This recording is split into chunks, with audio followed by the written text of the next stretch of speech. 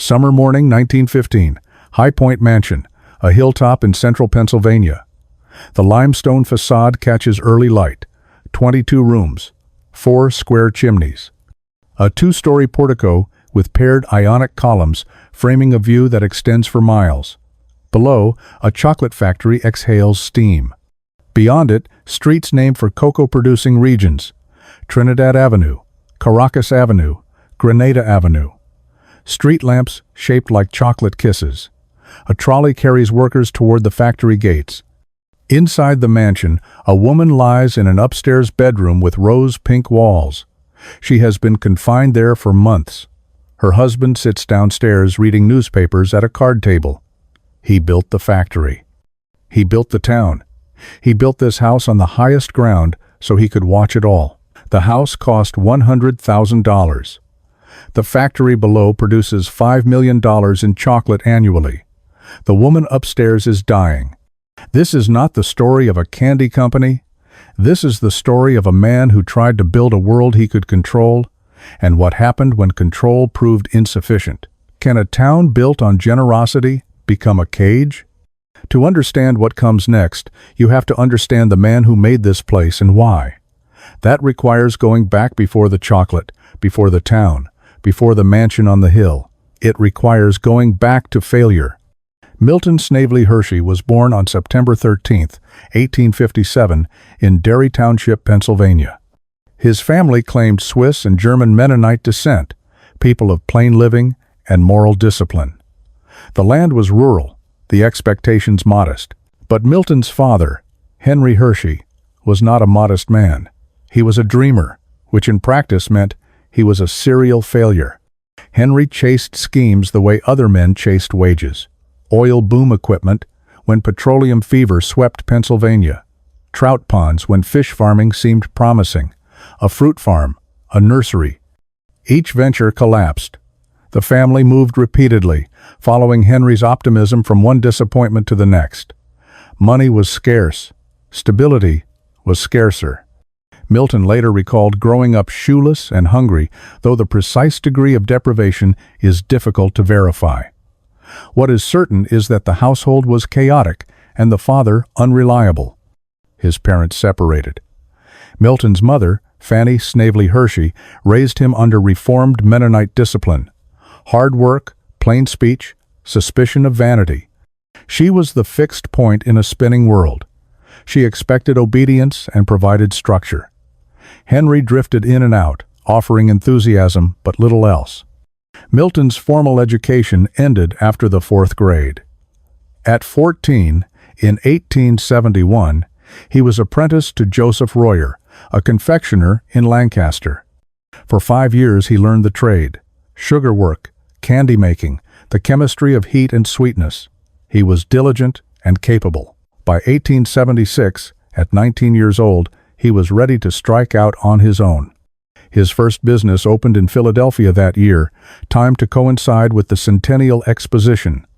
The logic seemed sound: crowds, celebration, demand for sweets. The execution failed. The business struggled, accumulated debt, and collapsed. In 1882, Milton Hershey declared bankruptcy. He was 24 years old. He moved west. In Denver, Colorado, he worked for a local confectioner and learned a technique that would later prove decisive: the use of fresh milk in caramel. Most caramels of the era relied on paraffin for texture. Fresh milk produced a softer, richer product. The knowledge lodged in his mind. He moved on. In 1883, he tried again in New York City. Another candy shop, another failure. By 1886, the second business had collapsed. Milton Hershey was 29 years old, with 2 bankruptcies behind him, no capital, and a reputation for ambition that outpaced results. He returned to Lancaster, Pennsylvania. His mother's family provided modest support. He opened a third business, the Lancaster Caramel Company, and applied the fresh milk technique he had learned in Denver. The caramels were distinctive. They sold, orders grew. By 1894, the Lancaster Caramel Company employed approximately 1,300 workers. Milton Hershey, after nearly 2 decades of striving, had built something that worked. In 1893, he attended the World's Columbian Exposition in Chicago. The fair displayed wonders: electricity, architecture, machinery from around the world. Hershey was drawn to an exhibit of German chocolate-making equipment from the J.M. Lehman Company of Dresden. He purchased the machinery. Caramel had made him prosperous. Chocolate, he sensed, could make him something more. On August 10, 1900, he sold the Lancaster Caramel Company to the American Caramel Company for $1 million in cash, the equivalent of roughly $36 million today. He retained the chocolate equipment and the rights to the Hershey Chocolate Company. The first Hershey bar was produced that same year. Hershey's Kisses followed in 1907. The foundation of an empire was laid. The man who would build a model town and call it benevolence had spent his youth watching his father fail and feeling the shame of poverty. He had failed 3 times himself before succeeding. He understood instability from the inside. He knew what it felt like to be hungry, to be uncertain, to watch plans collapse. "I was a poor boy myself once," he later said. The phrase became his explanation for the philanthropy that followed. It sounds generous. It also sounds like a man still running from something, still trying to build the stability he never had, still trying to prove that failure would not define him. The chocolate was a product. The empire that followed was something else. A monument to control, constructed by a man who had learned early that the world could not be trusted to provide. The chocolate came first, the town followed.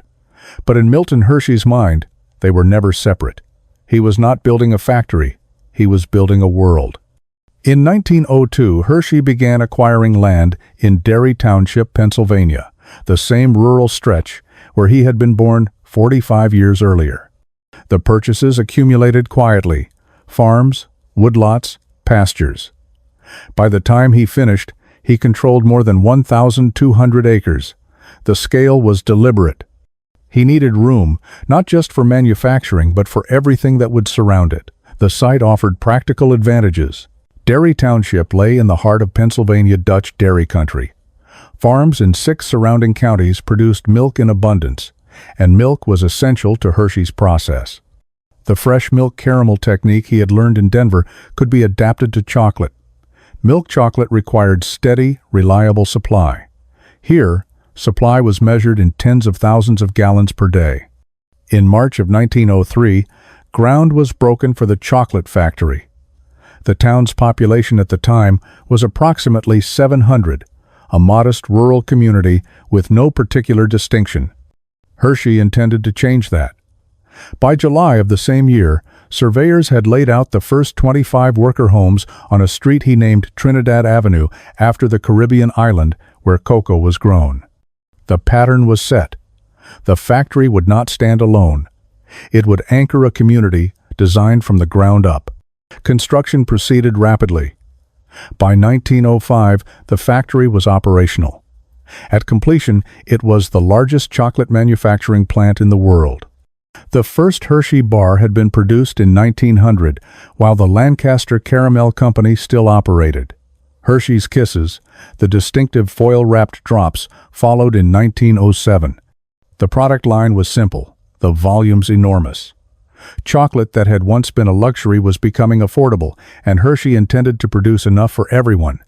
The town grew alongside the factory. Streets radiated outward, named for cocoa-producing regions: Trinidad, Caracas, Grenada, Java. The main arteries were Chocolate Avenue and Cocoa Avenue, intersecting at the heart of the community.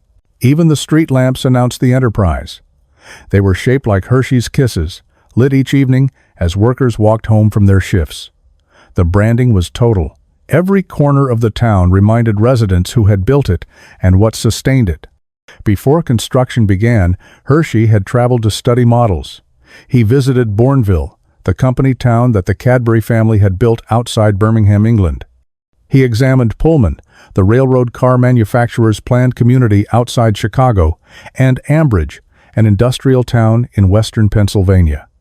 Each offered lessons. Bournville demonstrated that worker housing could be pleasant and productive. Pullman demonstrated something else. The dangers of paternalism pushed too far.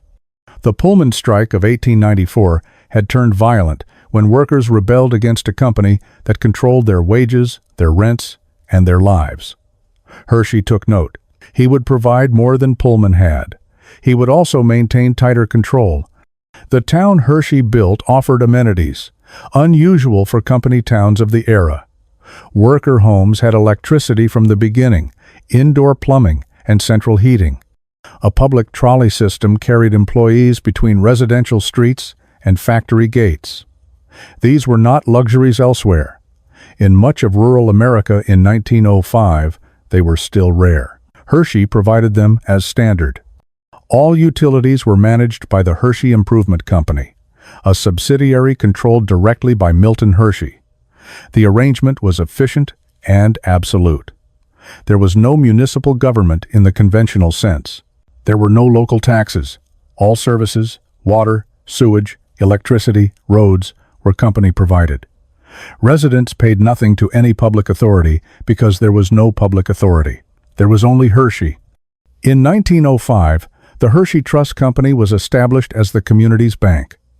Workers could obtain mortgages to purchase homes, subsidized mortgages with favorable terms, financed by the trust. The homes they bought sat on streets Hershey had surveyed, in a town Hershey had designed, powered by utilities Hershey controlled. Ownership was real. Independence was limited. The amenities multiplied. In 1906, a public library opened. That same year, on May 30th, Hershey Park welcomed its first visitors, a recreation ground for workers and their families. In 1910, a YMCA was established. Factory enlargements began that year and continued for 15 years, the plant expanding to meet demand that seemed inexhaustible. By 1920, the town's population had reached 1,500, more than double what it had been when construction began. Hershey dictated more than infrastructure. He dictated behavior. Alcohol sales were banned within town limits. Architectural styles were regulated to align with what Hershey called wholesome community life. Houses were to be tidy, yards maintained, appearances respectable. The aesthetic was deliberately modest. No grand estates, no ostentatious display. Hershey himself, despite his growing fortune, lived relatively simply.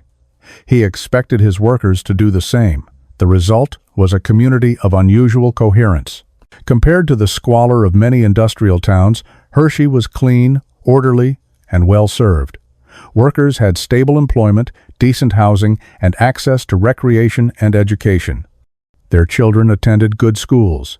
Their families visited the park on weekends. The chocolate smell that drifted from the factory was not unpleasant. It became the scent of home.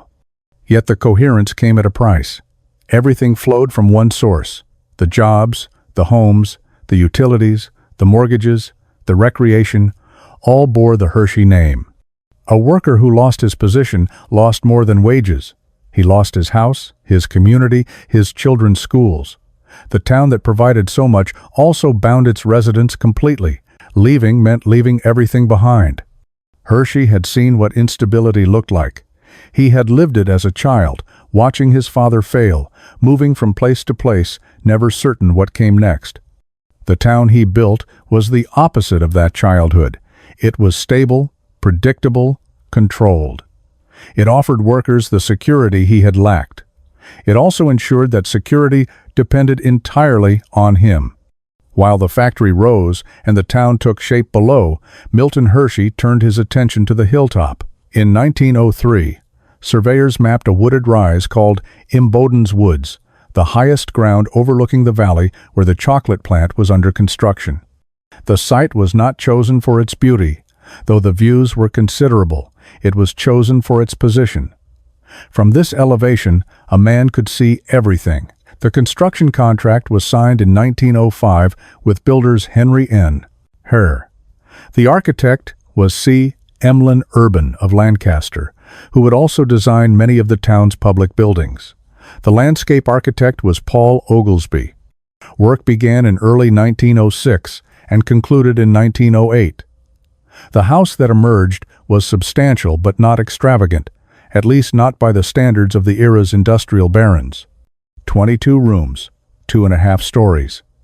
The architect's invoice recorded a construction cost of $53,433. With furnishings and landscaping included, the total reached approximately $100,000.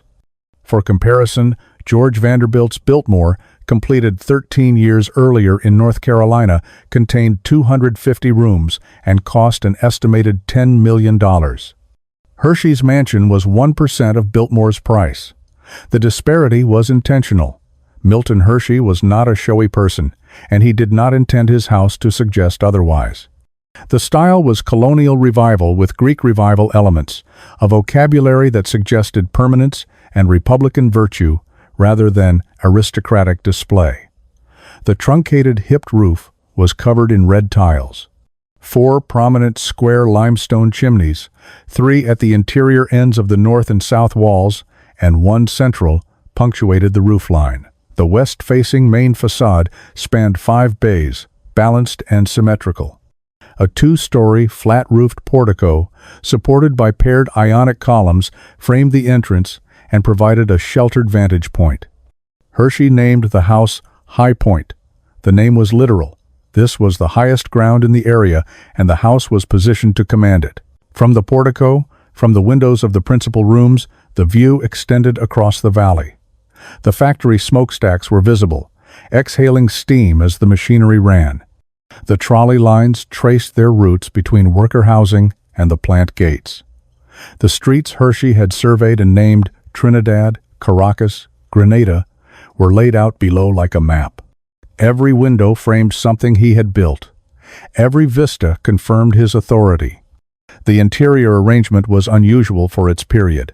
The first floor featured an open concept design with no doors separating the living room, dining room, library, and entry hall.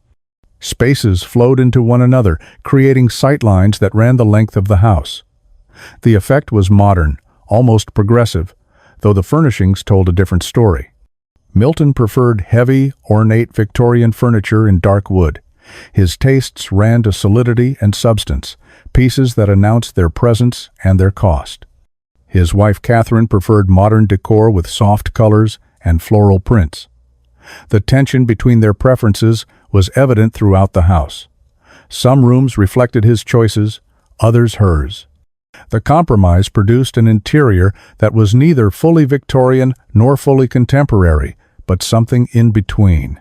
The entry hall was circular, designed specifically to showcase a single object, a cut-glass torchiere that Hershey had purchased at the 1893 World's Columbian Exposition in Chicago for $5,000. The same fair where he had discovered the German chocolate-making machinery that launched his empire. The torchiere was decorative, impractical, and expensive. It was also the only truly extravagant element in the house, displayed in a space built around it. A grand staircase rose from the entry hall, illuminated by a stained glass window crafted by the Rudy Glass Company of York, Pennsylvania. The window filtered light into colored patterns that shifted through the day. It was beautiful and restrained, consistent with the house's overall character. The billiard room featured scenes from Sir Walter Scott's Ivanhoe, literary decoration for a man who preferred newspapers to novels. Hershey read multiple papers daily, sitting at a card table in the sitting room, tracking markets and politics and the business of the world. He was not a reader of fiction. The Ivanhoe panels were Catherine's influence, or perhaps Urban's, an attempt to add cultural weight to a room designed for leisure. The couple maintained separate bedrooms, a common arrangement among wealthy families of the period. Catherine's bedroom featured rose-pink walls and carpet, soft and feminine. Milton's room, called the Gold Room, was decorated in deeper, warmer tones. Guest rooms were named for their colors: the blue room, the green room. The nomenclature was simple and practical, like the man who built the house. There was no bar. There was no swimming pool. Hershey had banned alcohol sales in the town below, and his own residence reflected the same prohibition. Recreation was modest. The billiard room, the grounds, conversation with the few guests who visited. The house was designed for living, not entertaining on a grand scale. The staff was minimal. At any one time, only 3 to 4 employees worked in the mansion: a housekeeper, a houseman, a housemaid, and a chauffeur. The housekeeper was Mrs. Bertha Candoni, a woman of remarkable capability who spoke 7 languages and served as Catherine's traveling companion and interpreter during the couple's European trips.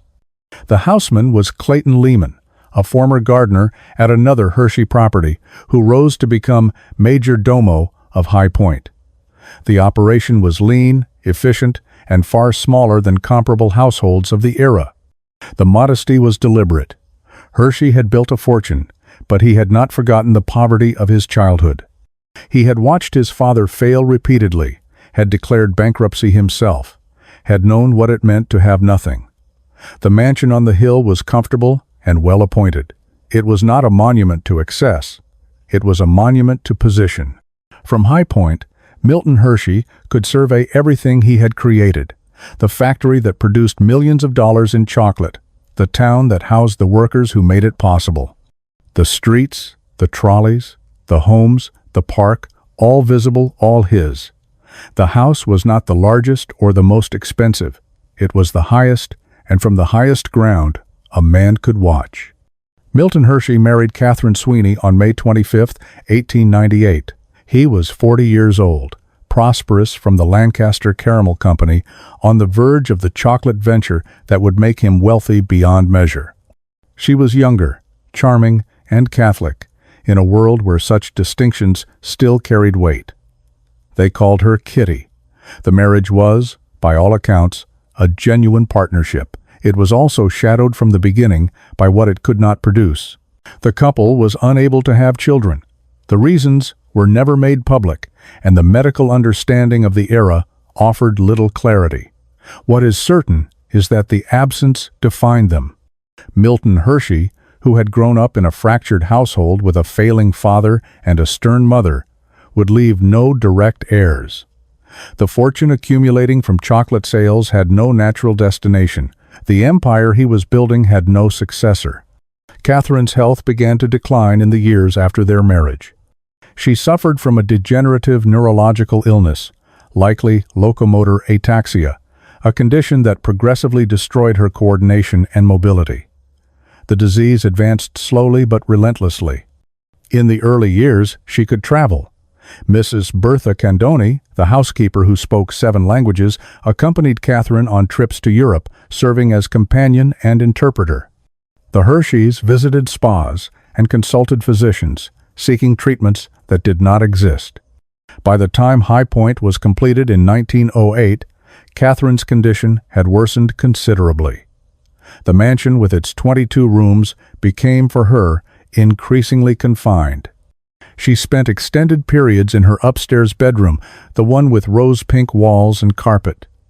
The color had been chosen to please her, soft and warm, a small comfort in a space that was becoming a prison.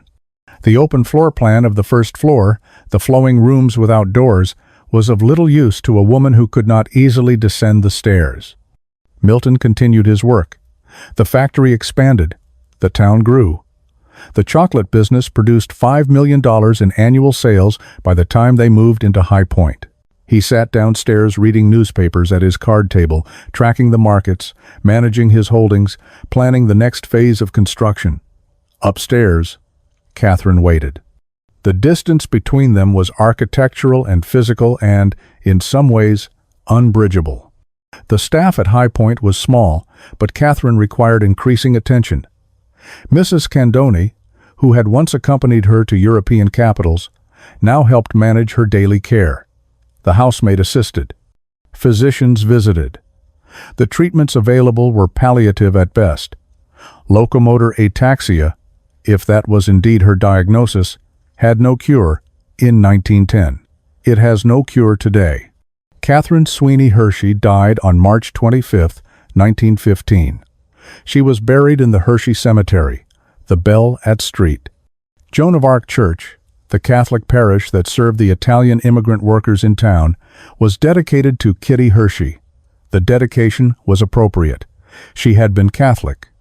The workers who heard the bell ring were the people her husband employed, the families who lived in the town he had built around the factory that had made their life together possible. After her death, a memorial rose garden was planted east of the mansion, approximately 400 feet away.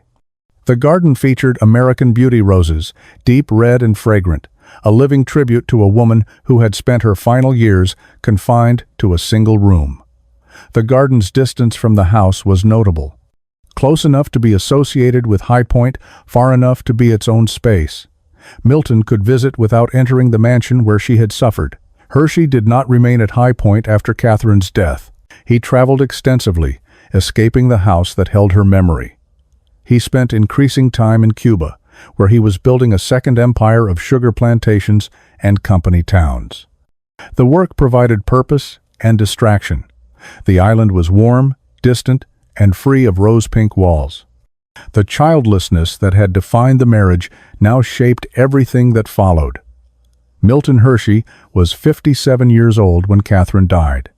He had no heirs, no family to inherit the fortune that continued to grow. The chocolate company was thriving. The town was expanding. The wealth had to go somewhere. 3 years before Catherine's death, in November of 1909, the couple had signed a deed of trust, establishing a school for orphans. The timing was significant. They knew by then that they would have no children of their own. The orphans would become their heirs, thousands of boys they would never know, educated and housed and fed by chocolate money. The mansion held 22 rooms. By the end, Catherine occupied one. The rose-pink walls were chosen to please her. The garden planted 400 feet away held American Beauty roses in her memory. Milton Hershey had built a town, a factory, an empire. He could not save his wife. The childlessness that followed would redirect his fortune toward strangers. Whether that redirection was generosity or grief or something else entirely, only Milton Hershey knew, and he never said.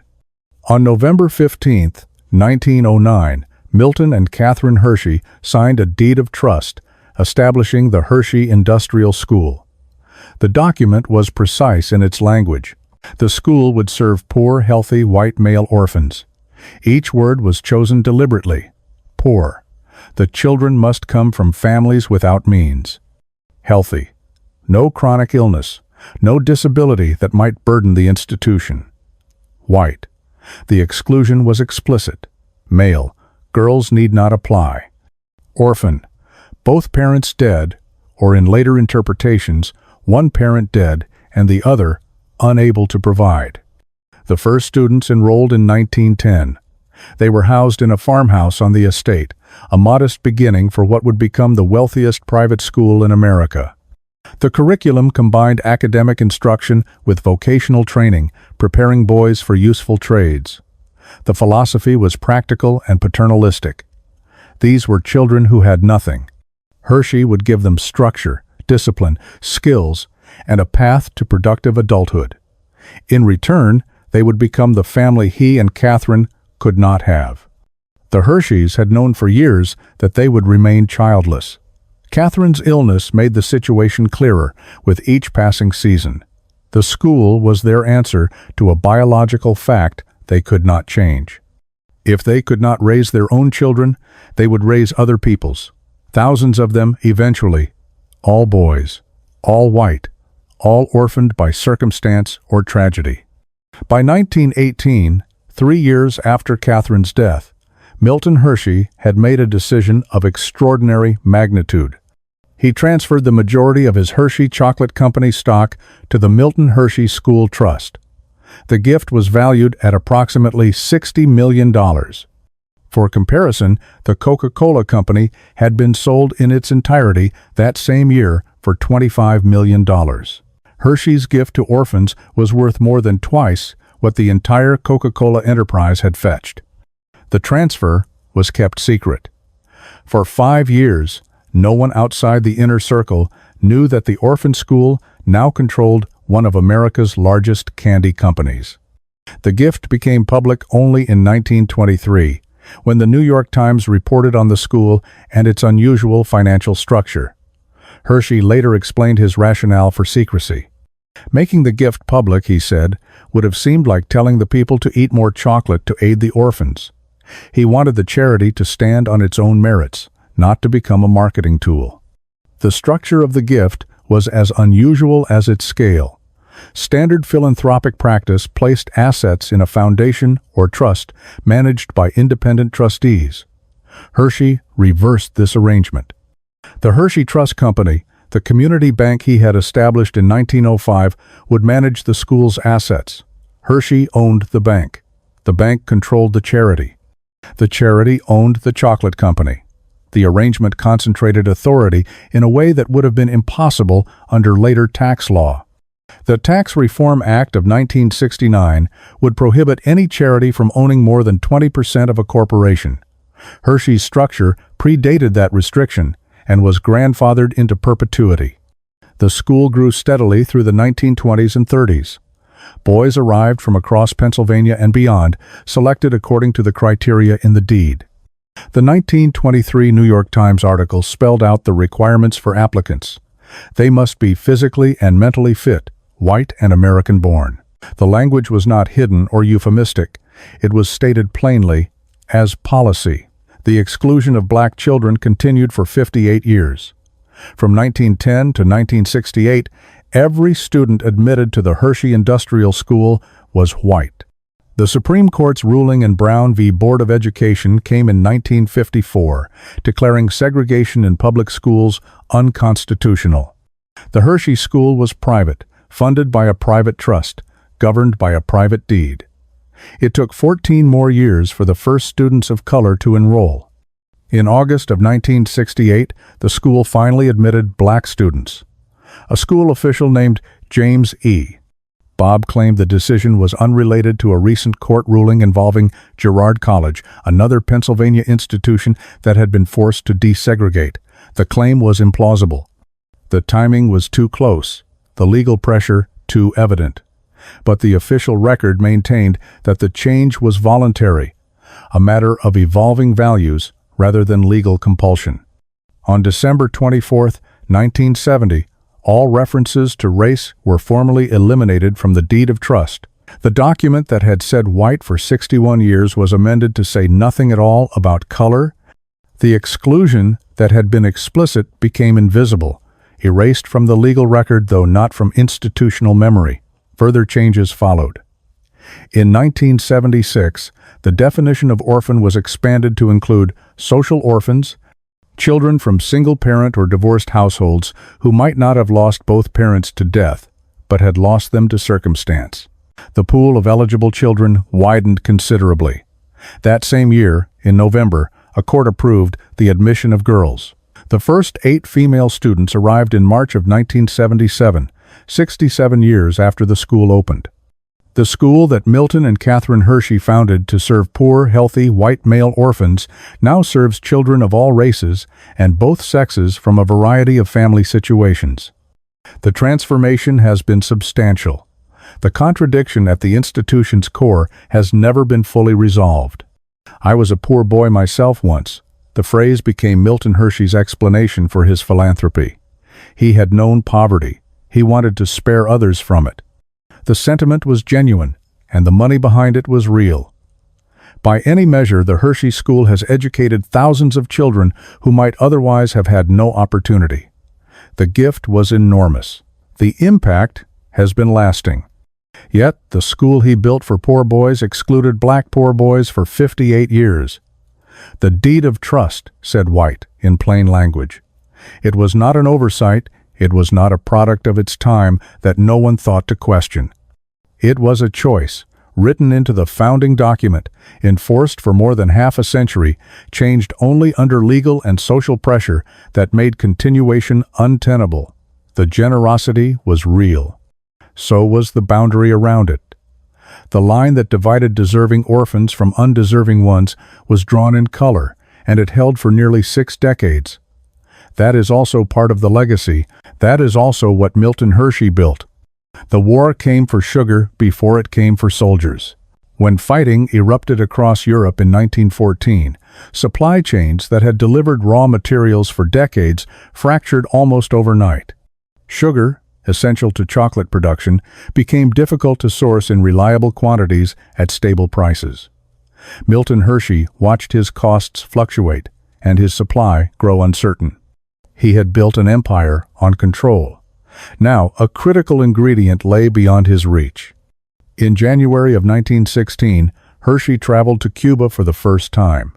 The island had been producing sugar for centuries, its climate and soil ideally suited to cane cultivation. American intervention in 1898 had transformed Cuba into something between a protectorate and a business opportunity.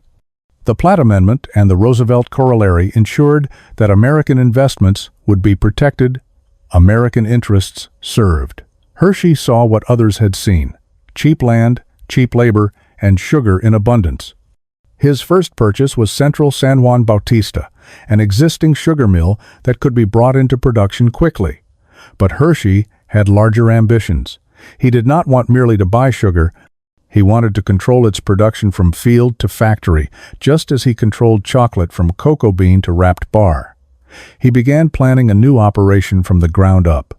The site he chose lay near Santa Cruz del Norte, on Cuba's northern coast east of Havana. There was no town there, no infrastructure, no paved roads. There was only land and potential.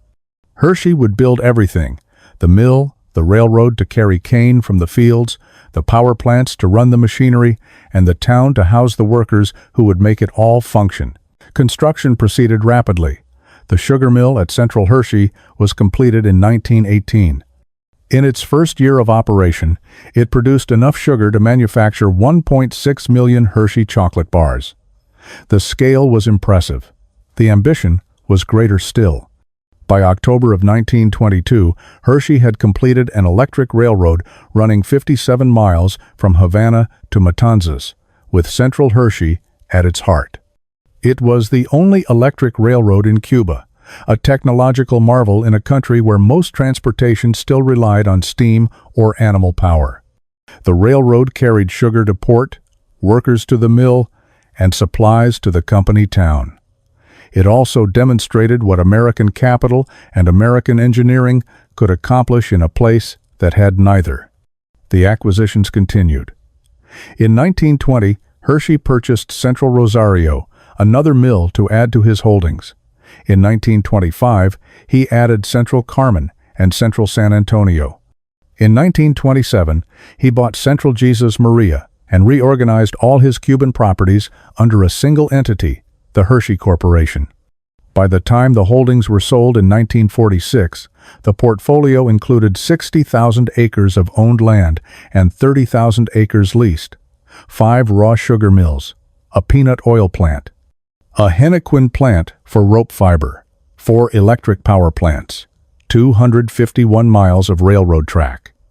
It was an empire within an empire, American industry transplanted to Caribbean soil. The town of Central Hershey housed approximately 2,000 employees and their families. The layout was familiar to anyone who knew Hershey, Pennsylvania. Grid streets lined with 160 to 180 American-style houses. Modern utilities that were luxuries unheard of in rural Cuba, running water, electricity, ice plants to preserve food in the tropical heat. Health clinics treated injuries and illness. Schools educated workers' children. A baseball team represented the company in national competition, winning 6 amateur championships between 1930 and 1940. The amenities were real, and they exceeded what most Cuban workers could expect elsewhere. But the town had a hierarchy, and the hierarchy followed color. White Cubans lived in comfortable housing near the center of town. Afro-Cubans were segregated, limited to certain jobs, and excluded from certain neighborhoods. Black people were not allowed to cross into this side of town, recalled Berta Campolegra, who was 81 years old when interviewed in 2015. Her memory was specific and unambiguous. The segregation was enforced. Chinese workers, brought to Cuba in earlier decades as indentured laborers, were assigned to laundry duty. Black workers received homes on the edge of town, the smallest houses, the farthest from the mill and the amenities. American managers lived in larger flagstone homes with better views and more space. Cuban workers of any color occupied the smallest dwellings. The condescension of American managers toward Cubans was documented by witnesses who remembered being looked down upon, treated as inferiors in their own country. The medical system reflected the hierarchy. Free treatment was provided for work injuries, the cost of doing business absorbed by the company, but routine illness required payment. A worker who cut his hand in the mill paid nothing. A worker whose child fell sick paid out of pocket. The distinction was practical from a corporate perspective. It was also a reminder of whose welfare the company prioritized. In 1933, Cuban President Gerardo Machado awarded Milton Hershey the Grand Cross of the National Order of Carlos Manuel de Céspedes, the highest honor the Cuban government could bestow on a foreigner. The award recognized Hershey's investment in the island, the jobs he had created, the infrastructure he had built. It did not mention the segregation. It did not acknowledge the hierarchy that placed American managers above white Cubans, above black Cubans, in a cascade of diminishing dignity. The sugar business was volatile. In 1919 and 1920, Cuba experienced what became known as the Dance of the Millions. Sugar prices soared to 22 cents per pound as post-war demand outstripped supply. Fortunes were made in months. Then the crash came. By January of 1921, prices had collapsed to 1.3 cents per pound, a decline of more than 90%. Dozens of mills across Cuba went bankrupt. Families who had grown wealthy in the boom lost everything in the bust. Hershey survived. His deep reserves and disciplined cost-cutting carried the operation through the crisis. He had learned from his own bankruptcies decades earlier. He understood that booms ended and that survival required cash on hand and expenses under control. The Cuban holdings remained profitable, supplying sugar to Pennsylvania and profits to the trust that funded the orphan school. Milton Hershey had built a second town in Cuba, and it looked remarkably like the first. Grid streets, modern utilities, company housing, company stores. The formula was transferable. The workers were different, the language was different, the climate was different, but the structure was the same. So was the hierarchy. In Pennsylvania, Italian immigrants were relegated to lower wage positions and clustered around their own church. In Cuba, Afro-Cubans were excluded from the better neighborhoods and assigned to the worst jobs. The benevolence was real.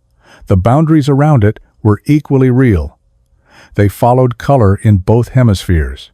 For 30 years, Milton Hershey had provided housing with modern utilities, a trolley to carry workers to the factory gates, a park for their families, a library for their education, schools for their children, jobs that paid steadily through seasons when other industries laid off workers by the thousands. He asked nothing in return except gratitude and compliance. In April of 1937, he discovered that gratitude had limits. The conditions that led to the strike had been building for years. Despite the company's prosperity, workers faced 60-hour workweeks as standard.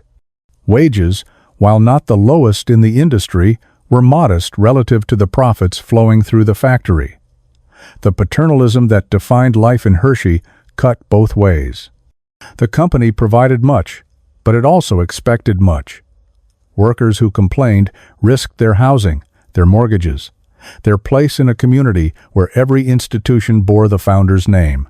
In March of 1937, the company raised minimum wages to 60 cents per hour for men and 45 cents per hour for women. The increase was meant to forestall unrest. It came too late.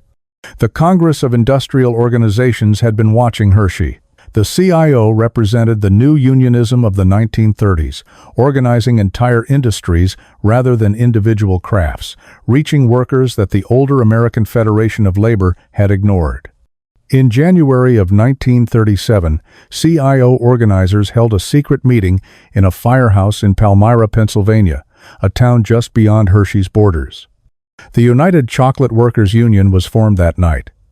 Within weeks, 2,100 of the factory's approximately 2,400 workers had reportedly signed membership cards. The strategy would be a sit-down strike, a tactic that had recently succeeded at General Motors in Flint, Michigan. Rather than walking out and picketing from the street, workers would occupy the factory floor, preventing the company from bringing in replacements. The approach was confrontational and legally uncertain. It was also effective. On April 2, 1937, at 11 in the morning, Union President Russell Beeman, known as Bull for his physical presence, waved a red handkerchief from the factory floor. It was the signal. Workers stopped their machines and sat down. The first sit-down strike in Pennsylvania history had begun. It was also the first in the confectionery industry. The numbers were disputed from the start. Union organizers claimed 1,200 strikers occupied the plant. Hershey executives insisted the figure was closer to 400. The truth lay somewhere between, but the impact was immediate regardless of the count. Production halted. The CIO flag was raised above the factory, replacing the American flag. The symbolism was deliberate and provocative. The strike threatened more than chocolate production. Dairy farmers in 6 surrounding counties depended on the Hershey factory. They sold 60,000 to 70,000 gallons of milk per day to the plant, milk that was processed into the fresh milk chocolate that distinguished Hershey's product. With the factory occupied, the milk had nowhere to go. It spoiled on the loading docks, in the processing rooms, on the factory floor. 240,000 quarts rotted, enough to fill more than 1,600 bathtubs. The smell of sour milk mixed with the smell of chocolate that normally drifted over the town. The farmers watched their livelihoods curdle. They had mortgages to pay, families to feed, cows that produced milk every day, whether or not anyone bought it.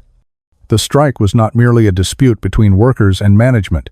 It was a crisis for the entire regional economy. By April 7th, 6 days into the occupation, patience had run out. A crowd gathered outside the factory. Farmers whose milk was spoiling, loyal employees who had refused to join the strike, townspeople who depended on the company's continued operation. They were not unarmed. Baseball bats, axe handles, lead pipes, ice picks, hammers. Some weapons were allegedly brought from New York at Hershey's arrangement, though the evidence for this remained disputed. What was not disputed was the violence that followed. The crowd stormed the factory. Strikers were beaten and forced to run a gauntlet between lines of attackers swinging clubs and throwing stones. They emerged, in the words of witnesses, beaten and bloody. 25 or more workers were injured. A man named John Sweeney was hit with a baseball bat. Another named Loy lost several teeth. Stones flew as strikers fled toward the edges of town. In the chaos, one striker allegedly stabbed a loyalist with an ice pick. The town Milton Hershey had built for wholesome community life had turned on itself. The strike ended that day. The factory resumed operations. The milk began flowing again. But the wounds did not heal so quickly. On April 23, 1937, the National Labor Relations Board held an election to determine union representation. The CIO was rejected, 786 votes to 1,542. The margin seemed decisive, but the NLRB found irregularities. The election was declared illegitimate. A second vote was ordered. In 1939, workers finally chose representation, but not from the CIO. They selected the AFL's Bakery and Confectionery Workers Local 464, a more moderate union that promised cooperation rather than confrontation. The radical moment had passed.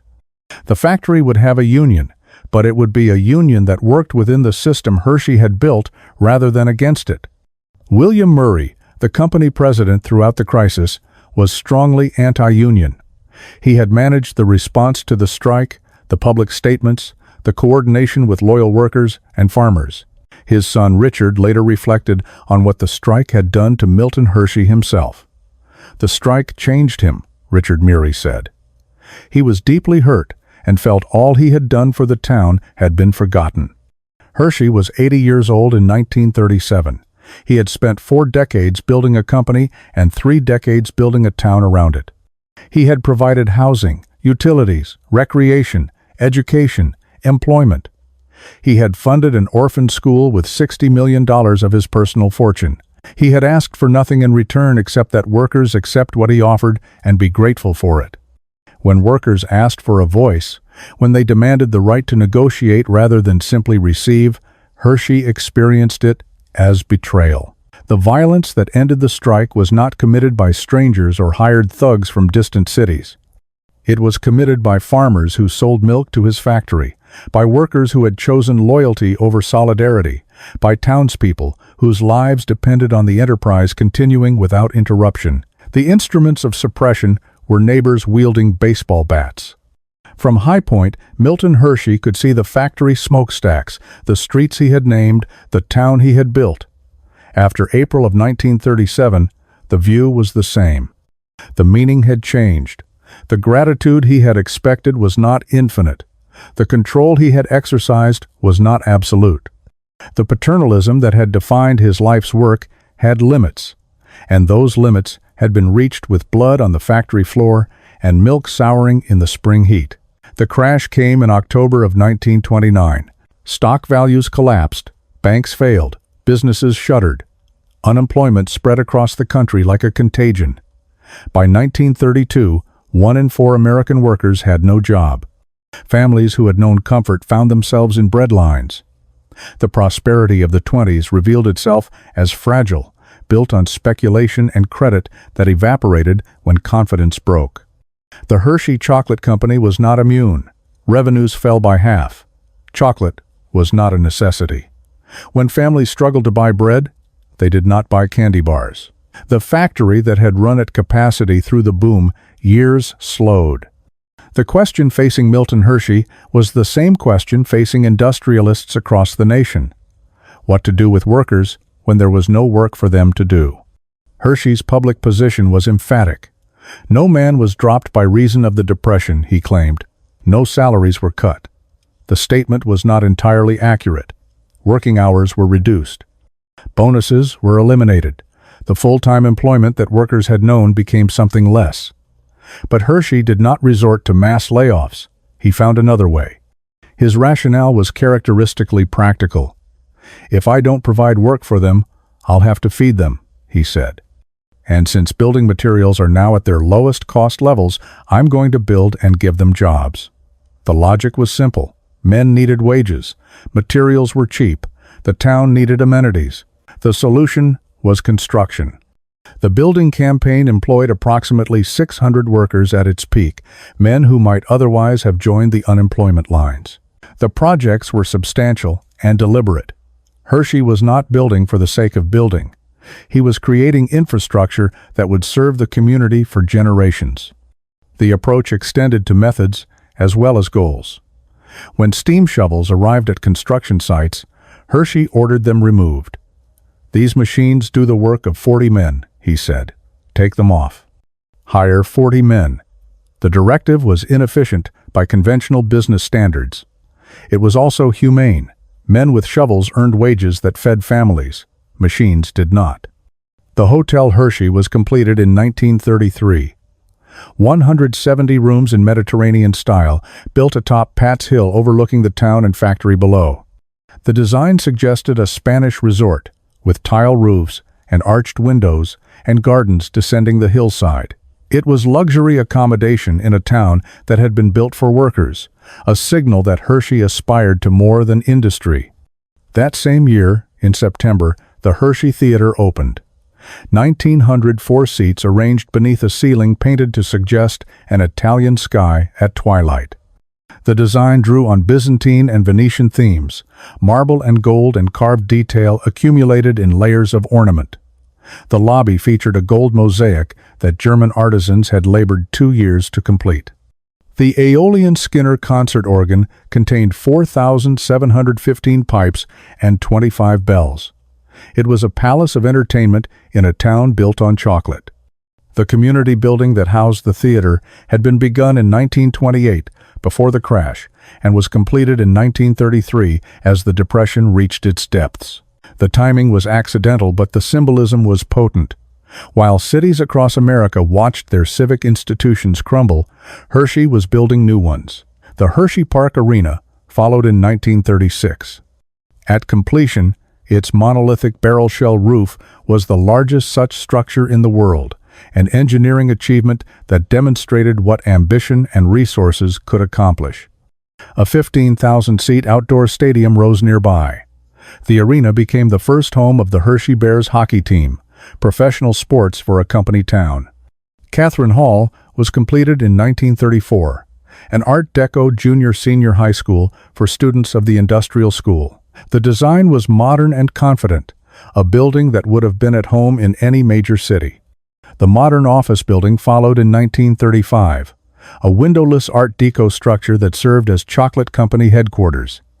The absence of windows was practical, controlling temperature and light for the work inside, but it also gave the building an imposing, fortress-like quality.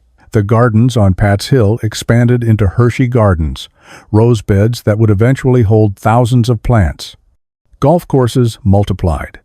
The West Course, designed by Maurice McCarthy, the Parkview Golf Course open to the public, a 9-hole course at the hotel, and Spring Creek, the first junior golfers course in the nation. The Ice Palace, completed in 1931, offered hockey and skating before the arena opened. In 1930, Hershey donated High Point Mansion to the Hershey Country Club. The house where he and Catherine had lived, where she had died in her rose-pink bedroom, became a clubhouse.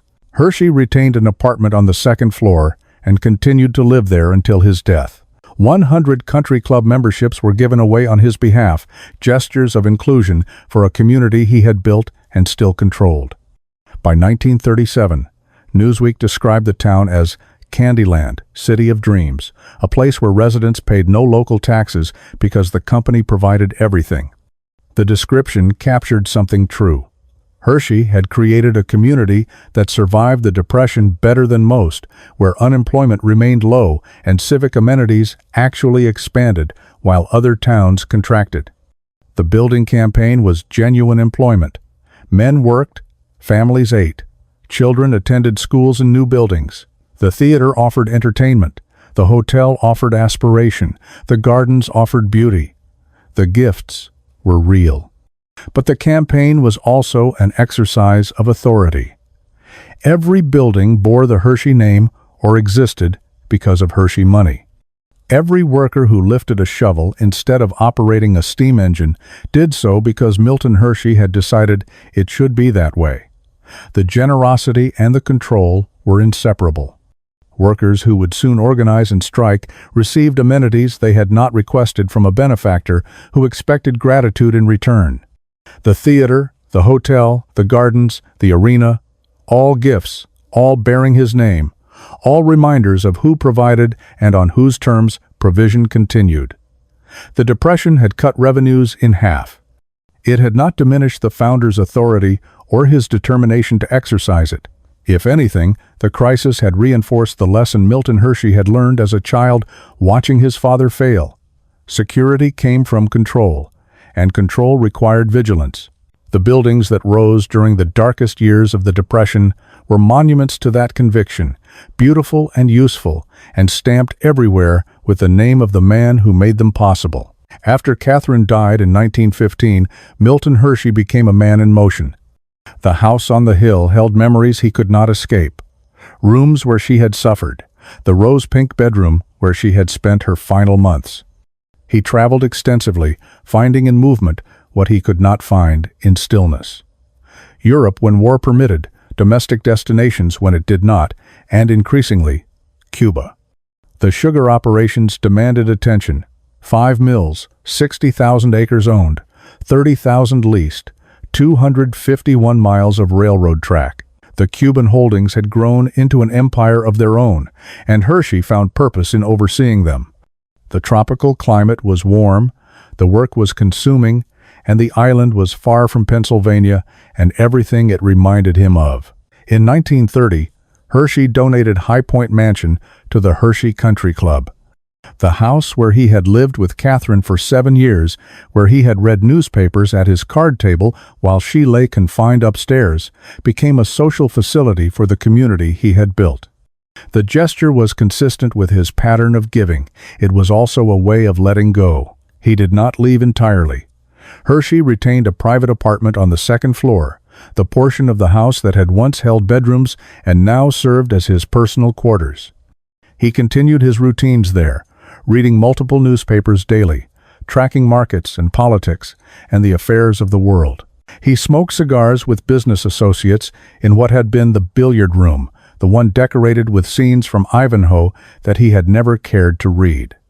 The house belonged to the country club now, but he still lived in it, a founder who had given away his home while continuing to occupy a corner of it. In 1942, a swimming pool was constructed on the grounds, an amenity Catherine would never have used and Milton had never wanted. The memorial rose garden that had been planted 400 feet east of the mansion was transplanted to the Hershey Rose Garden on Pat's Hill. The American Beauty roses that had honored Catherine's memory were moved to make way for recreation. The changes were practical. They were also erasures, small and incremental, of the life that had been lived there. The Cuban holdings were sold in 1946, a year after Hershey's death. The buyer was the Cuban Atlantic Sugar Company, controlled by Julio Lobo, a man who would become known as the last sugar king of Cuba. The sale included everything: 60,000 acres owned, 30,000 leased, 5 raw sugar mills, the peanut oil plant, the Hennequin plant, 4 electric power plants, 251 miles of railroad track. The town that Hershey had built near Santa Cruz del Norte, with its grid streets and segregated neighborhoods and baseball team that had won 6 national championships, passed to new ownership. Milton Snavely Hershey died on October 13, 1945. He was 88 years old. The death came quietly, in the town he had built, in the apartment he had retained, in the house he had given away. He had outlived Catherine by 30 years. He had outlived the strike by 8. He had seen the Depression and the building campaign, the war and the rationing, the town grow from 700 residents to thousands. He was buried in the Hershey Cemetery beside Catherine. The grave was modest, consistent with his preferences. No grand mausoleum, no elaborate monument. A marker bearing his name, in a cemetery bearing his name, in a town bearing his name. The modesty was genuine and also meaningless. Everything around the grave proclaimed who he had been and what he had built. His estate passed to the Milton Hershey School Trust, as it had been structured to do since 1918. There were no heirs, no children to inherit, no family to continue the name through blood. The trust controlled the Hershey Chocolate Company stock. The company funded the school. The school educated orphans. The structure bound town, company, and institution together in perpetuity. Hershey left no children of his own. He left thousands of children he had never known, educated in his school, fed by profits from his chocolate, raised according to principles he had established. They were his heirs in the only sense that mattered to him. They carried forward not his name but his vision, shaped by an institution that reflected his values and his limitations in equal measure. The empire continued. The man was gone. The contradictions he had built into every structure, the generosity and the control, the provision and the exclusion, would outlast him by decades. They persist still. Milton Hershey built his philanthropic structure to last forever. The deed of trust, the stock transfer, the interlocking control between bank and school and company were designed to operate in perpetuity, beyond his lifetime, beyond any single generation. He could not have anticipated what perpetuity would become. The structure he created was unusual in 1918 and would be illegal today. The Hershey Trust Company, a bank, controls the assets of the Milton Hershey School. The trust holds 81% of the voting shares in the Hershey Company, the chocolate manufacturer that has grown into a Fortune 500 corporation. It also holds 100% of Hershey Entertainment and Resorts Company, which operates the theme park, the hotel, and other local enterprises. A charity controls a major American corporation. It is possibly the only arrangement of its kind. The Tax Reform Act of 1969 would prohibit this structure if proposed today. Under current law, a charity cannot own more than 20% of a corporation. Hershey's arrangement predates that restriction and was grandfathered, allowed to continue because it already existed. The exemption has preserved a system that concentrates extraordinary power in a small board of trustees, supervised primarily by the Pennsylvania Attorney General, who retains veto power over any acquisition or major structural change. The money has grown beyond anything Hershey could have imagined. By 2021, trust assets reached $17.4 billion. The school that opened with a handful of boys in a farmhouse now sits atop one of the largest educational endowments in the world. Per student annual expenditure approaches $118,400. Enrollment hovers between 2,000 and 2,200 students annually. By any conventional measure, it is the wealthiest private K-12 school in the United States. Yet the wealth has created its own problem. Approximately $16 billion of the endowment cannot be spent. The deed of trust requires principal preservation. Only income can fund operations. The income amounts to roughly 1.5% of total assets annually. The school receives enormous resources but cannot access the bulk of its fortune. Academics who study nonprofit governance have been blunt in their assessments. MIT professor John Corr called the low spending rate ludicrous. Georgetown professor Brian Galley described it as indefensibly low, noting that the school cannot seem to conceivably find any way to spend this pile of money. The original deed restricts geographic expansion, prioritizing Dauphin County and limiting the school's ability to serve children elsewhere. The money accumulates. The restrictions persist. The contradiction deepens. The trust's governance has attracted scrutiny for decades. In 1963, $50 million, approximately 20% of trust assets at the time, was diverted to establish the Penn State Milton S. Hershey Medical Center. The decision was controversial, redirecting orphan school funds to a medical facility that served the broader community. The legal authorization was contested, but ultimately upheld. In 2002, the trust board voted to sell the Hershey Company to Wrigley for $12.5 billion. The rationale was diversification. Holding 81% of a single company's stock concentrated risk. A prudent fiduciary would spread assets across multiple investments.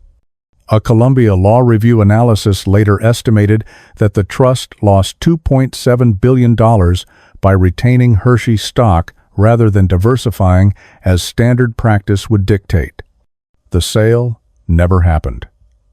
Pennsylvania Attorney General Mike Fisher, then a candidate for governor, obtained a court injunction blocking the transaction. The same office that had previously encouraged the trust to consider diversification now prevented it. The board voted 10-7 against proceeding. 7 pro-sale board members resigned. School president William S. Lepley resigned. The company remained under trust control. In 2016, Mondelez International offered $23 billion for the Hershey Company, nearly double the Wrigley bid. The board rejected the offer without providing a public rationale. The chocolate company, and the trust that controlled it, would remain intact. The governance controversies extended beyond sale attempts. Board member Leroy S. Zimmerman, a former Republican Attorney General of Pennsylvania, earned $500,000 annually by 2009 and 2010 for serving on 3 related boards. His total compensation from 2002 through 2011 reached $1.9 million. The payments were legal. They also illustrated how trust positions had become sources of substantial income for well-connected Pennsylvanians. John Estey, a former chief of staff to Governor Ed Rendell, became a trust officer after leaving government. He was later arrested in an FBI sting operation for stealing $13,000.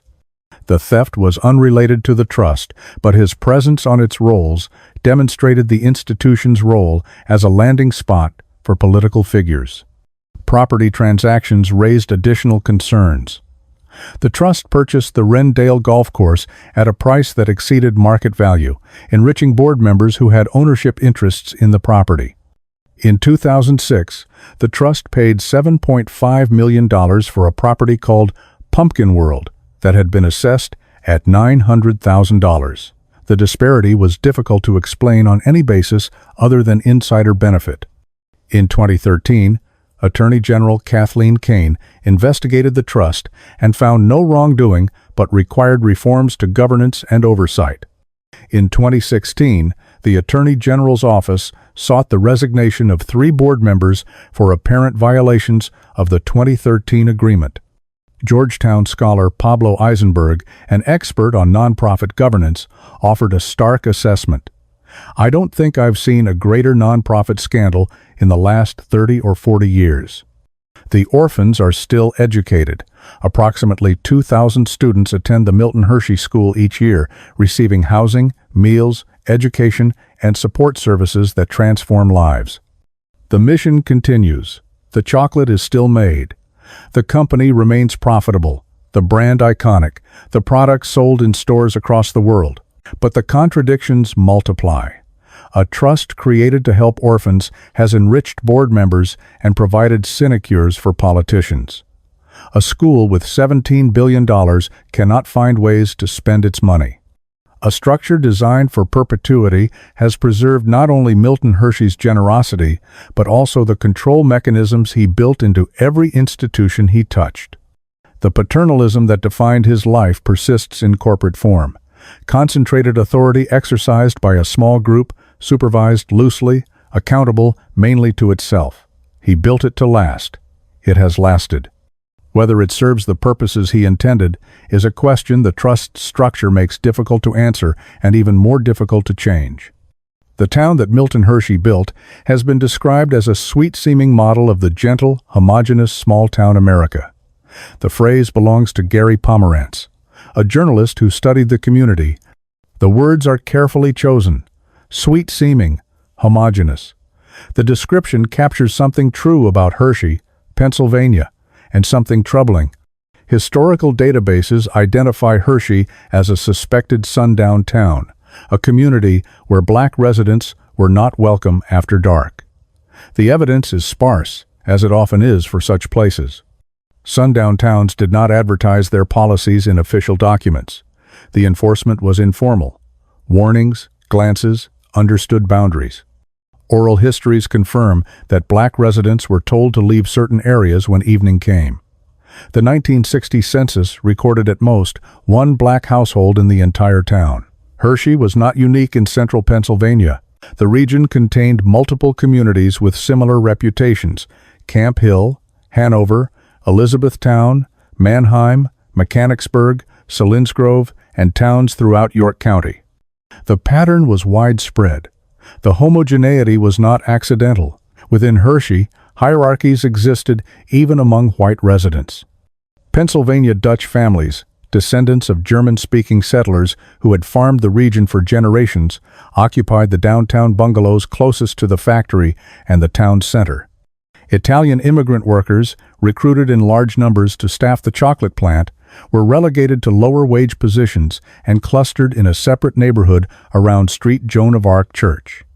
The bell at that church was dedicated to Catherine Hershey, a connection between the founder's wife and the immigrant community that served his factory.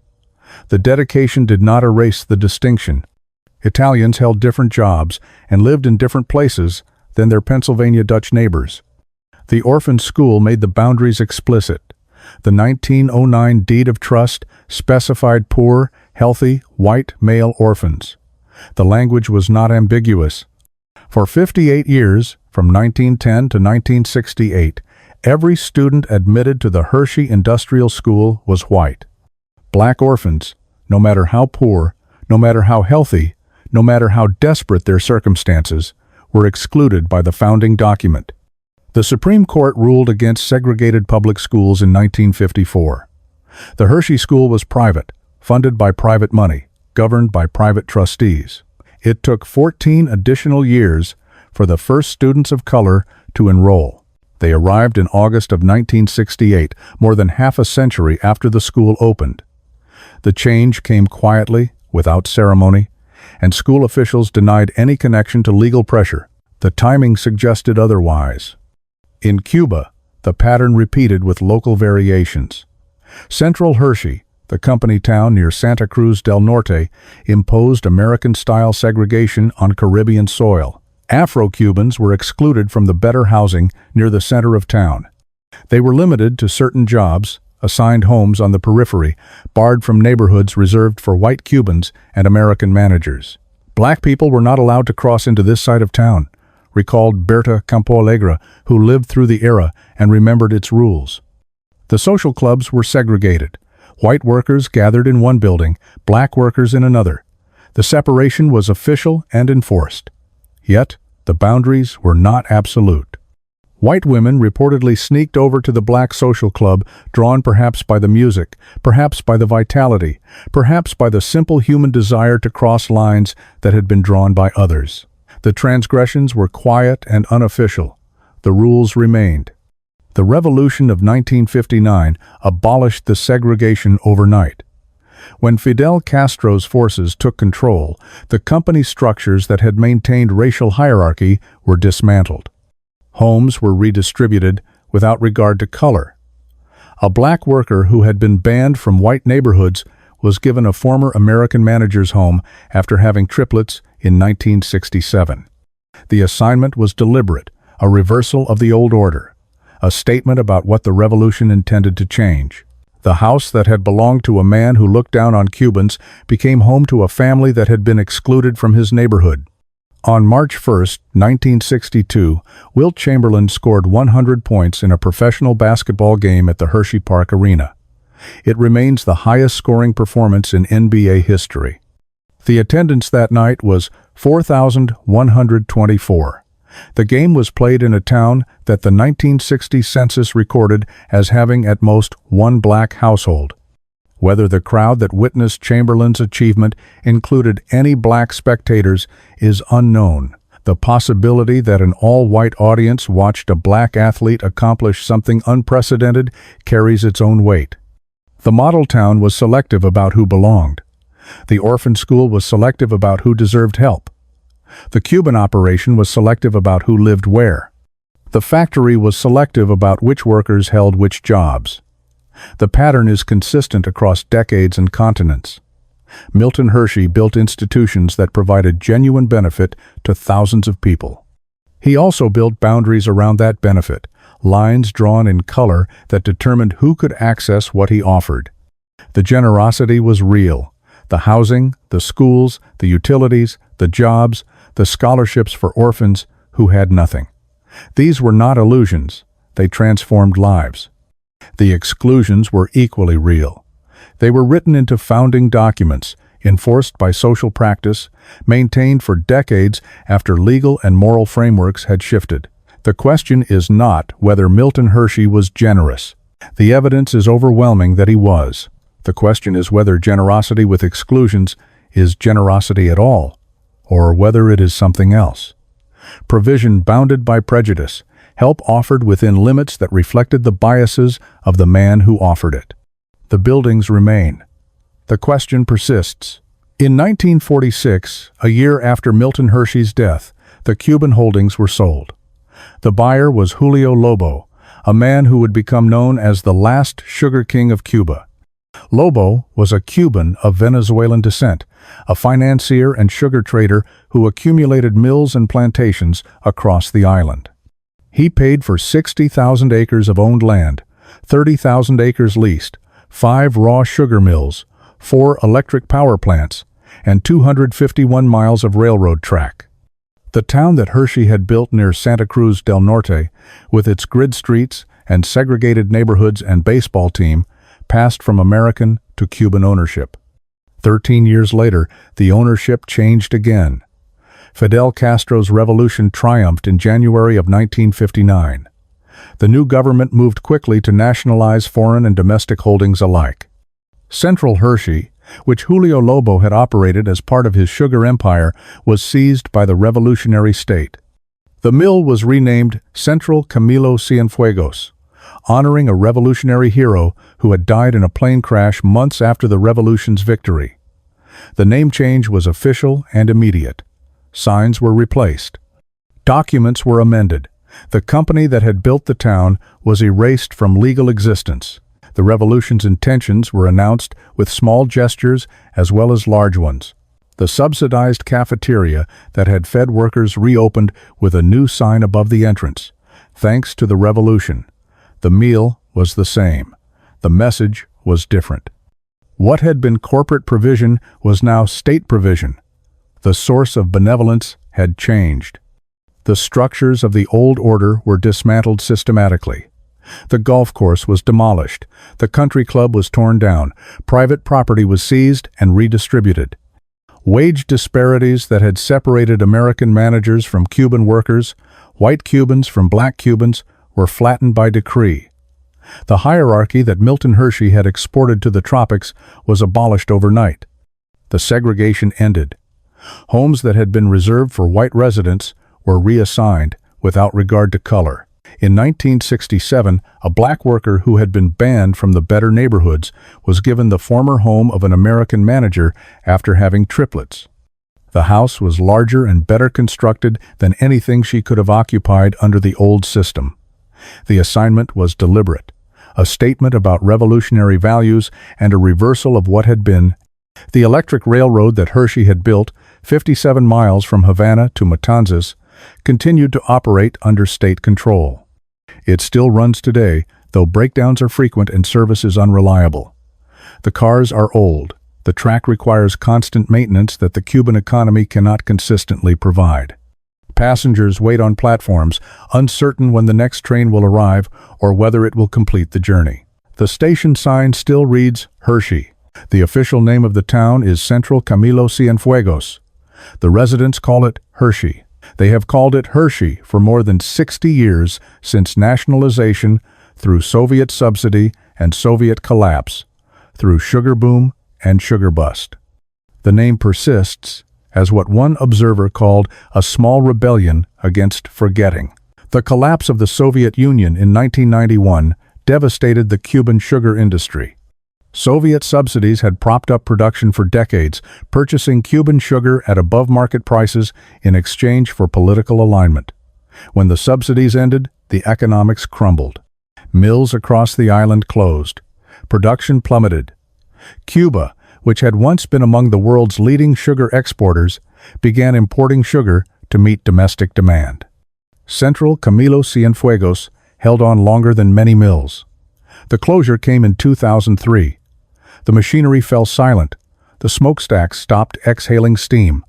The workers who had processed cane for generations found themselves without employment in an industry that no longer existed. The current condition of the mill is ruin. The machinery is gutted and rusted. Smokestacks lean at angles that suggest imminent collapse. Roofs have caved in, exposing what remains of the equipment to tropical rain. The company hotel that once housed visiting executives has fallen in on itself. The larger homes where American managers lived have deteriorated beyond repair. The Hershey Social Club is demolished. The golf course is overgrown, reclaimed by vegetation that no one tends. The original clapboard houses, the smallest ones where Cuban workers lived on the edge of town, still stand. They have been repainted turquoise, a color common across Cuba, cheerful against the decay that surrounds them. The houses are deteriorating but inhabited. Families remain, though many have left for Havana or Miami, seeking opportunity that the ruined mill cannot provide. Workers have been retrained for other industries. Some found jobs at tourist resorts along the coast. Others work in oil fields. A ceramic tile factory was built nearby, offering employment that sugar no longer can. The economy adapted because it had to. The town survived because people refused to leave entirely. The revolution erased the company. It seized the property, renamed the town, demolished the symbols of American corporate presence. It could not erase the name. Memory proved harder to nationalize than land.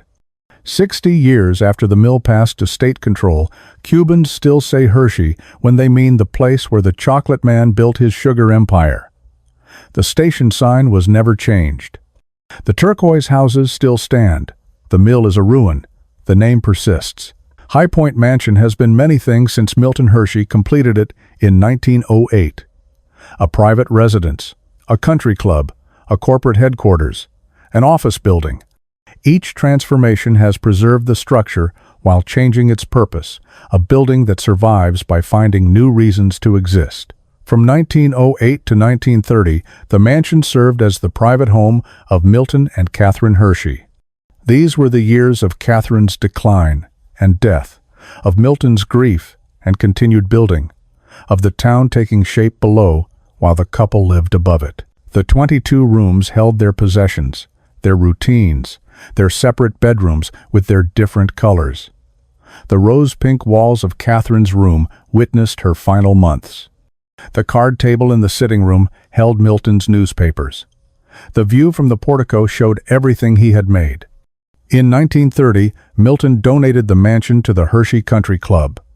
The first floor was adapted for club needs: dining facilities, gathering spaces, the social functions that a country club required. Milton retained an apartment on the second floor and continued to live there until his death in 1945. The house belonged to the community, but the founder remained, reading his newspapers, smoking his cigars, watching from the hill.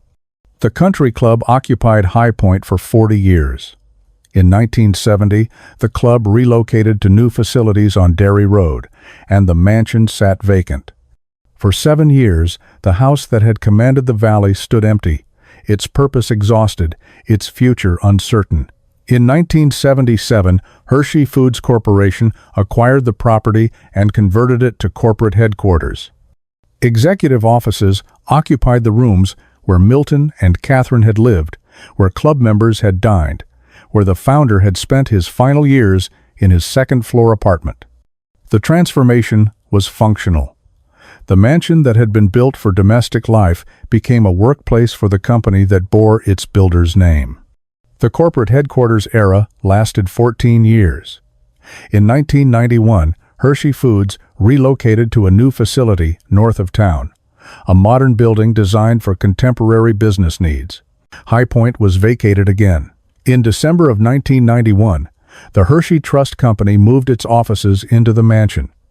The trust remains there today. The building that Milton Hershey constructed on the highest ground, positioned to overlook the factory and town he controlled, now houses the institution that controls his legacy. The $17 billion endowment that funds the orphan school, that holds 81% of the chocolate company's voting shares, that has attracted criticism for self-dealing and poor governance, operates from the rooms where Catherine suffered and Milton watched. The irony is architectural. High Point was built for oversight, named for its commanding position, designed so that its owner could survey everything below. The trust that occupies it today exercises a different kind of oversight, financial and institutional rather than visual, but the function rhymes. Control was the purpose then. Control remains the purpose now. In 1983, High Point received National Historic Landmark designation, recognizing its architectural and historical significance. The designation brought protection and obligation. The building must be preserved. Its character must be maintained. Changes require review and approval. Some elements have been restored for educational purposes.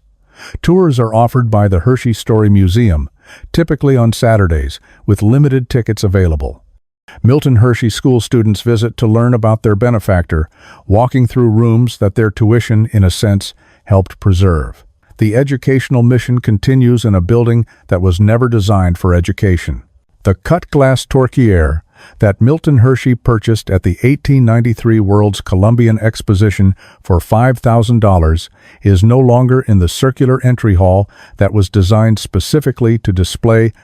The piece has been moved to the Hershey Story Museum, where it can be seen by visitors who pay admission rather than by residents of the house that was built around it. The transplanting is practical. It is also a small erasure, a separation of artifact from context that changes what both mean. The memorial rose garden that honored Catherine was transplanted decades ago to the Hershey Rose Garden on Pat's Hill. The American beauty roses that once grew 400 feet from the mansion now bloom elsewhere, part of a public garden rather than a private memorial. The connection to Catherine persists in historical memory. The physical proximity is gone. The view from the portico remains unchanged in its essentials. The factory smokestacks are visible, though the buildings have been modified and expanded over decades. The streets that Milton Hershey surveyed and named still carry their Cocoa region designations: Trinidad, Caracas, Grenada. The street lamps shaped like Hershey's kisses still light the evening roads. The smell of chocolate still drifts across the valley when the wind is right. The 2020 census recorded 13,858 residents in the Hershey census-designated place. The Hershey Company employs approximately 6,200 of its 14,000 total workers in town.